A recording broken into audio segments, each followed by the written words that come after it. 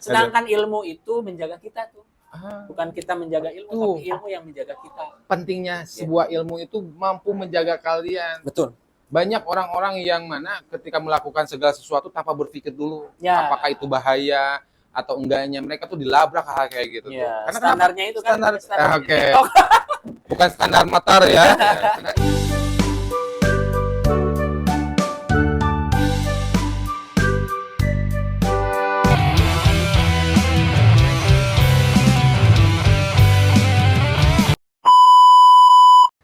Halo, assalamualaikum warahmatullahi wabarakatuh. Kembali lagi bersama kami berdua, dua pemuda apa tuh?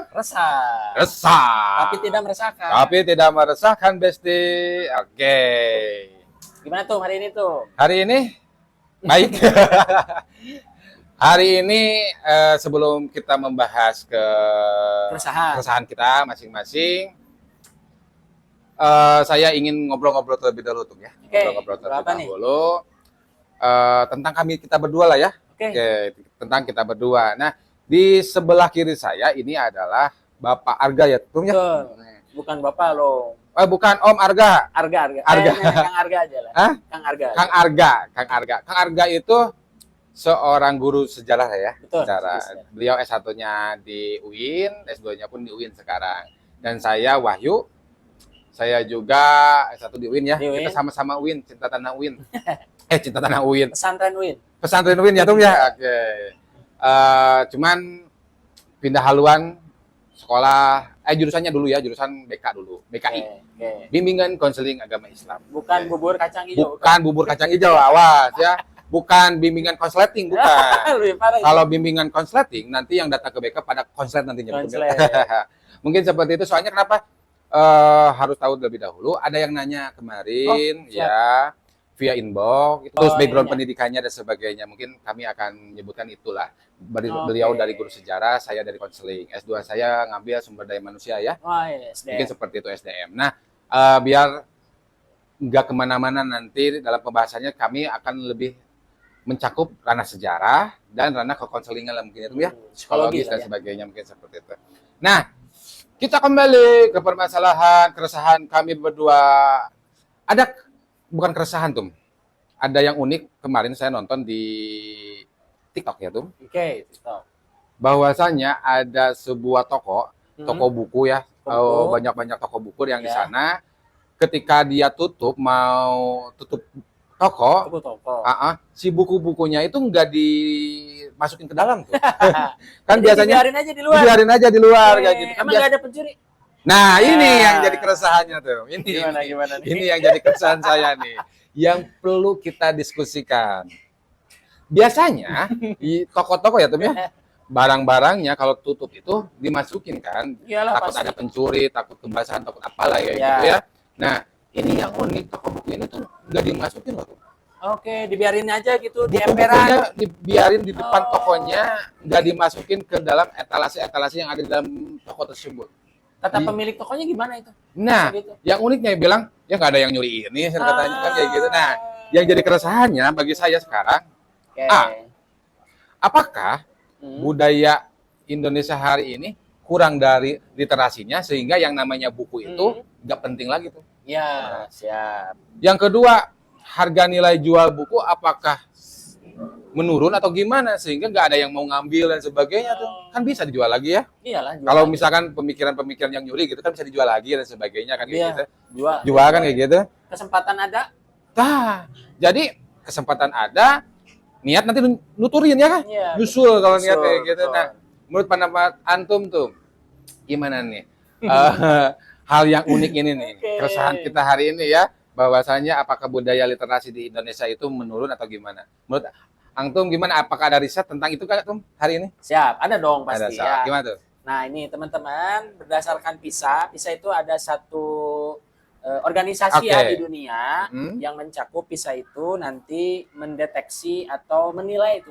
Menilai tingkat literasi di dunia. Nah, ini katanya pada tahun 2019, Indonesia itu berada di peringkat 62 dari 70 negara. Jadi paling bawah. 62 dari 72. Yang 70. Oh, 70 negara. Oke, jadi paling bawah gitu tingkat literasinya ya. Kemudian pada tahun 2022 Indonesia berada di peringkat ke-6 di ASEAN dengan total skor 1108 di bawah Thailand. Begitu. Padahal kan kita tahu Indonesia itu kan populasinya 270 juta orang. Wah, banyak banget itu ya.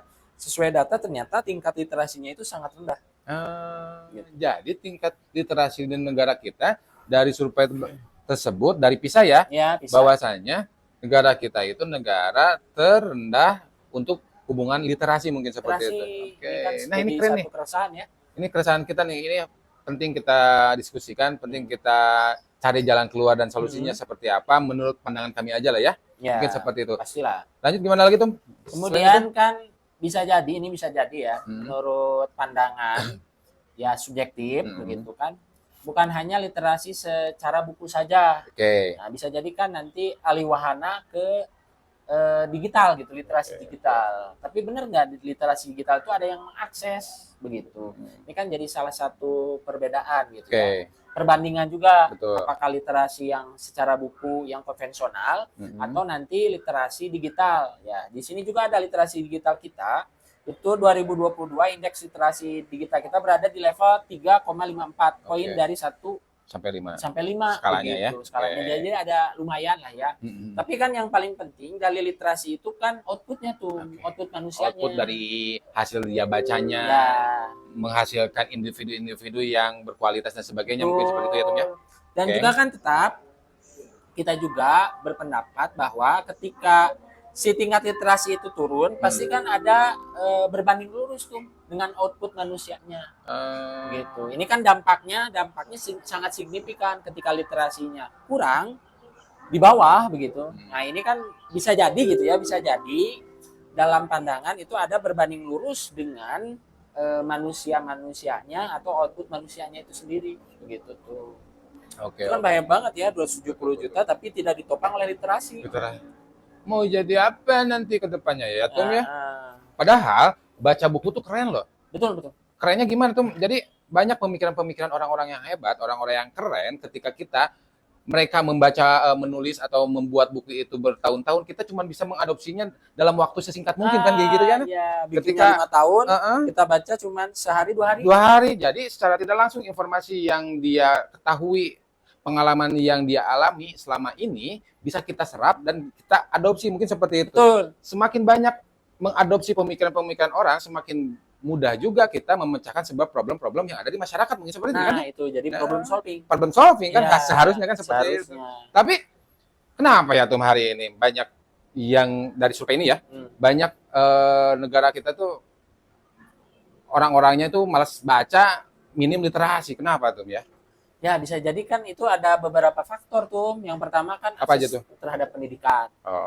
Itu kan pendidikannya secara kurikulum dan lain sebagainya. Tapi kan sekarang alhamdulillah ya ada gerakan literasi, pojok baca. Kan. Dan sebenarnya kan literasi bukan hanya membaca saja tuh. Tapi kan itu secara luas. Kita harus memiliki pemikiran bahwa literasi pun itu bukan hanya sebatas membaca, tapi menulis. Betul. Apa yang dipahami dari bacaan. Betul. Kemudian berdiskusi apa yang kita pernah baca. Dan juga yang paling penting tuh ini ya, poin yang paling penting dari literasi itu, yaitu adalah konektivitas antara bacaan satu ke bacaan yang lain. Jadi dia bisa konstruksikan, bersinergi dengan itu ya. Iya, bersinergi dengan bacaan-bacaan yang lain. Bacaan-bacaan yang lain banyak.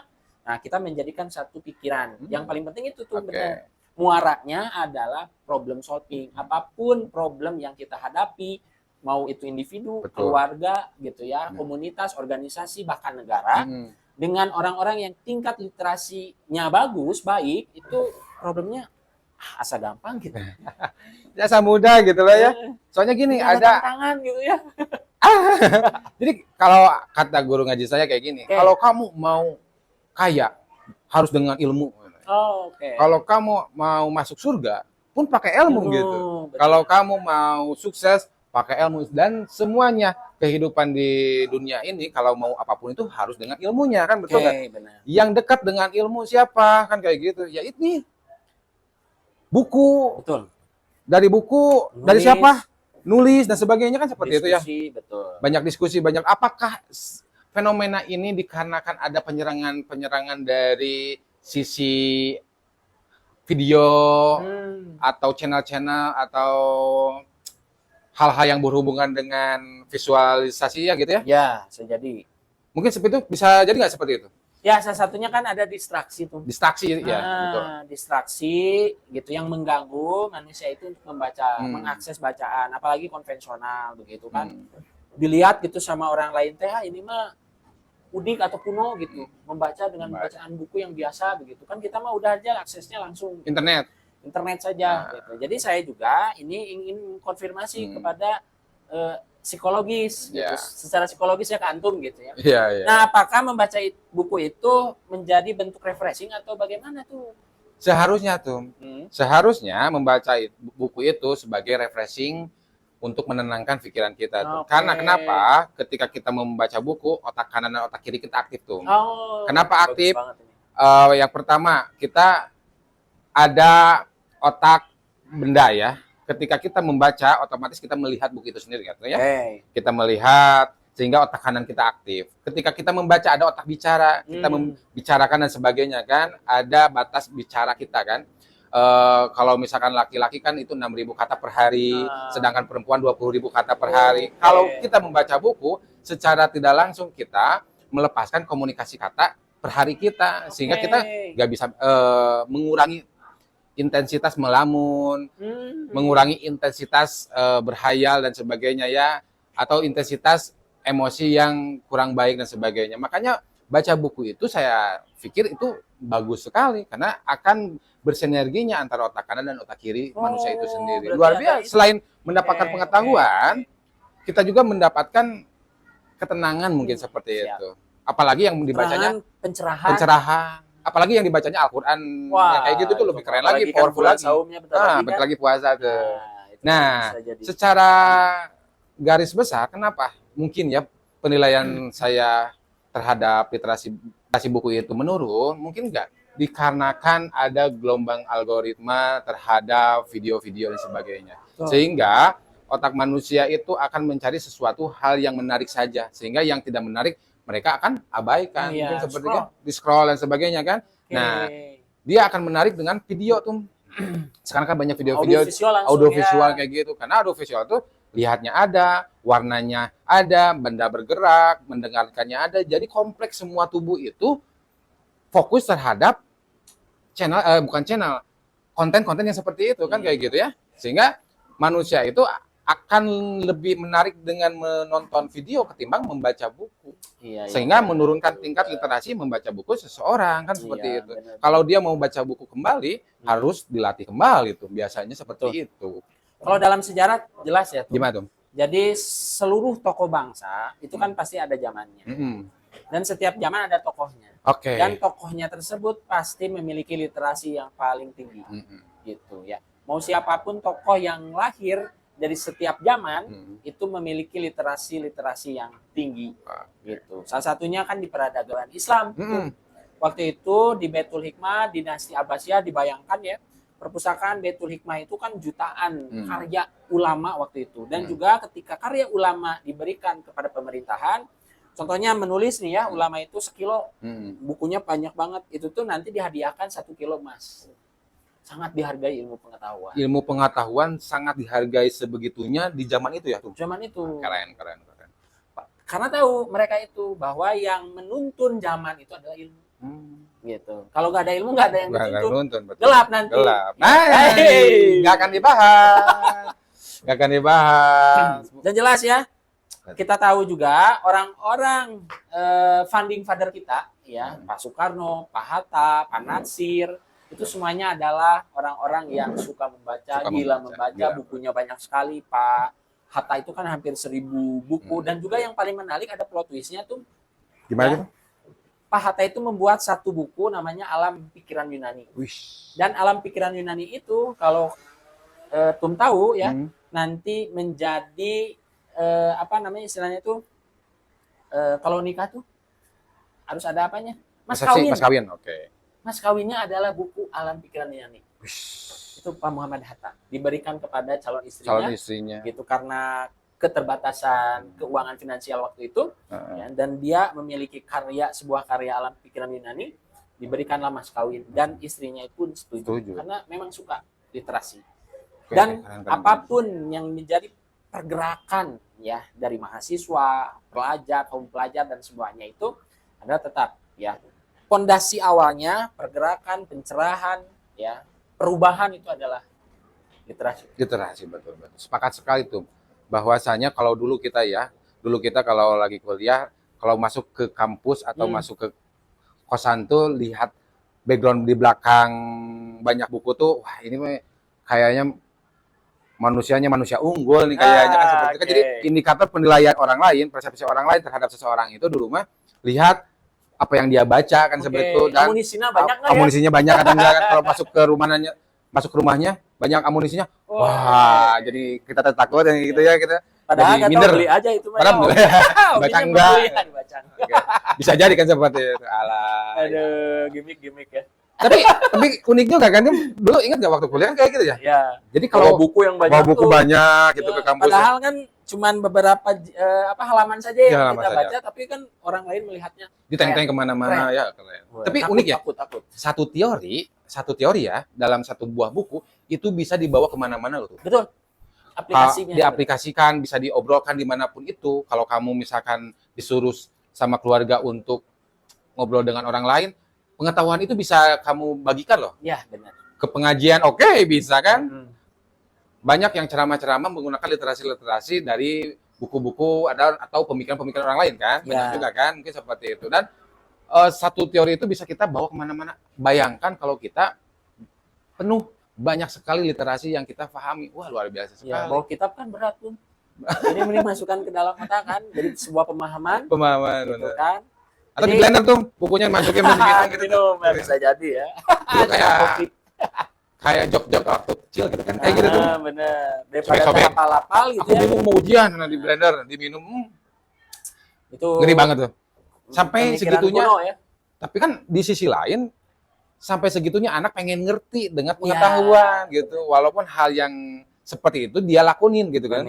Kalau kan sekarang mah ada buku juga kan dibiarin sampai berdebu dan sebagainya kan tuh gitu. Pantas aja di tempat seperti itu toko buku itu nggak ada yang ngambil, wajar aja. Sekarang kan budaya scroll tuh TikTok misalkan scroll otak manusia kan akan merekam di alam bawah sadarnya. Oke, kamu tuh seperti itu, kalau nggak penting scroll sehingga menjadikan diri kita itu melakukan segala sesuatu itu serba cepat.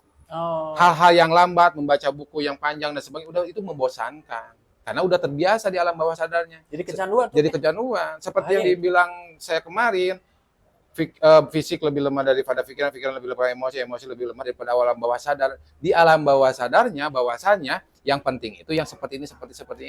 Sehingga muncul ke permukaannya, baca buku ya nggak penting tuh. Jadi ketika baca buku suka males, makanya perlu ada pembiasaan baru nanti ke depannya.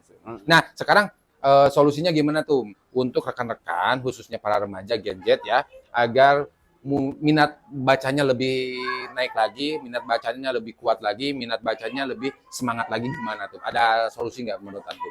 Solusinya itu pertama ya harus memiliki kesadaran tuh bahwa buku itu penting, bahwa buku itu seru, bahwa buku itu keren gitu. Membaca buku itu harus menjadi satu kebutuhan. Seperti makan dan minum. Gitu, makan, minum, ibadah dan membaca buku. Kita tahu sendiri ya, Nabi Muhammad SAW wahyu pertama apa? Iqra, bacalah, berliterasilah begitu. Jadi dengan berliterasi kita tahu zaman dan juga bisa menaklukkan zaman. Itu. Betul. Dan terakhir pesan dari Ali bin Abi Thalib. Gimana tuh? Gitu. Bahwa ketika harta dan ilmu dibandingkan, kalau harta itu kita yang menjaga. Gitu. Mana-mana mau motor kan harus dikunci, gitu. Rumah juga gerbangnya harus dikunci, dipangku sama orang lain. Sedangkan ilmu itu menjaga kita tuh. Bukan kita menjaga ilmu, tapi ilmu yang menjaga kita. Pentingnya sebuah ilmu itu mampu menjaga kalian. Betul. Banyak orang-orang yang mana ketika melakukan segala sesuatu tanpa berpikir dulu apakah itu bahaya atau enggaknya, mereka tuh dilabrak hal kayak gitu tuh. Karena standarnya itu kan standar. Bukan standar motor ya, standar itok kan seperti itu. Jadi melabrak aja kan kayak gitu tuh ya. Karena kurangnya pengetahuan dan ilmu itu sendiri. Gimana, ada lagi? Satu lagi ya, bahwa manusia itu perbedaan dan perbandingannya dengan makhluk yang lain adalah ilmu.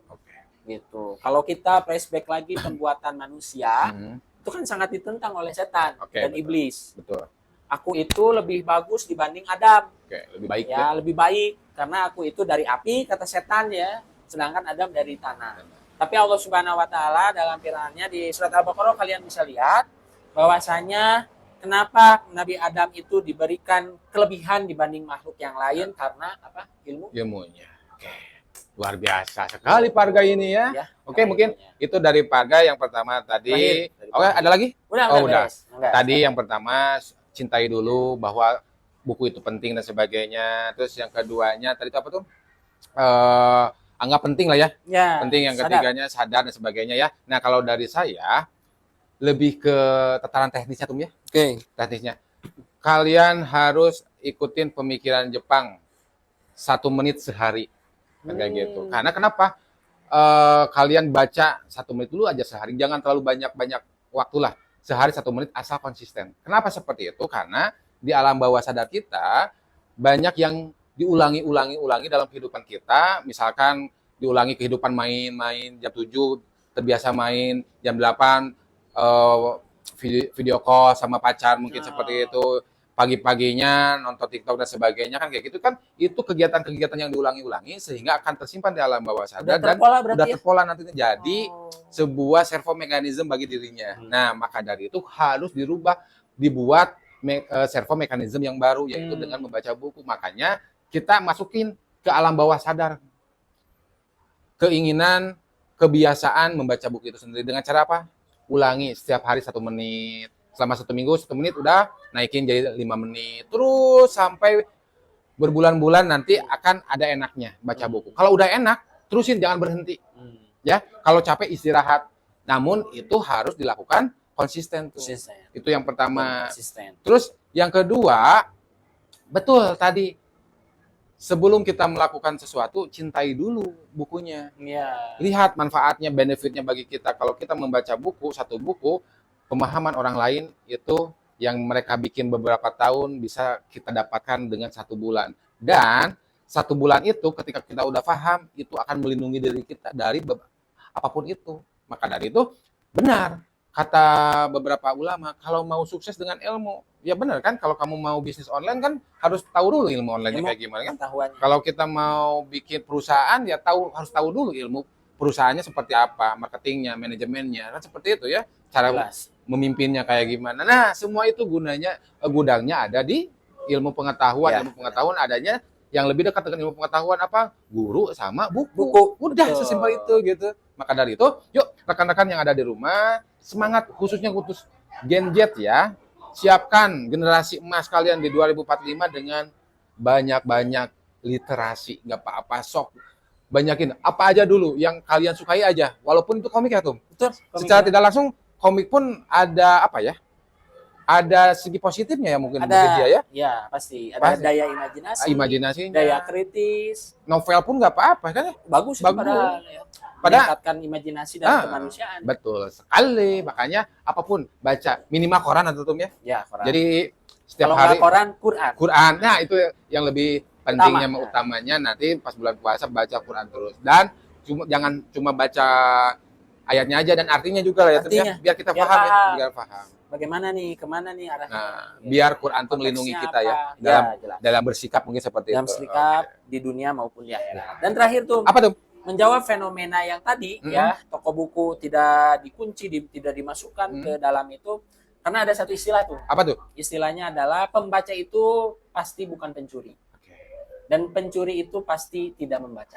Keren. Pembaca bukan pencuri. Pencuri bukan seorang pembaca tentunya. Tidak akan pernah membaca mereka. Mungkin seperti itu ya, hasilnya itu keren banget, luar biasa sekali. Sakapeng masih si amang iya teh pinter lah. Emang pinter kadang memang pinter. Emang dia budaya literasinya luar biasa ya. Dikit-dikit lah ya. Tapi masih banyak yang ingin saya obrolkan mungkin ya, di-share. Yang saya share hari ini, cuman ya lagi-lagi jam istirahat kita udah habis. Mungkin seperti itu. Cukup sekian dari kami berdua. Saya Wahyu Triyono. Saya Arga Adha. Jangan lupa apa Tum? Subrek ya, subrek, like, share, and comment. Mungkin seperti itu. Mohon maaf bila ada kesalahan. Intinya ambil manfaatnya, ambil segi positifnya dari kami. Kalau misalkan ada hal-hal yang kurang baik dari kami berdua, skip aja. Tapi kalau misalkan ada yang positifnya dan itu cocok buat kalian, silakan ambil ilmunya dan manfaatnya. Mungkin seperti itu ya. Betul. Terima kasih. Sekian. Assalamualaikum warahmatullahi wabarakatuh. Salam.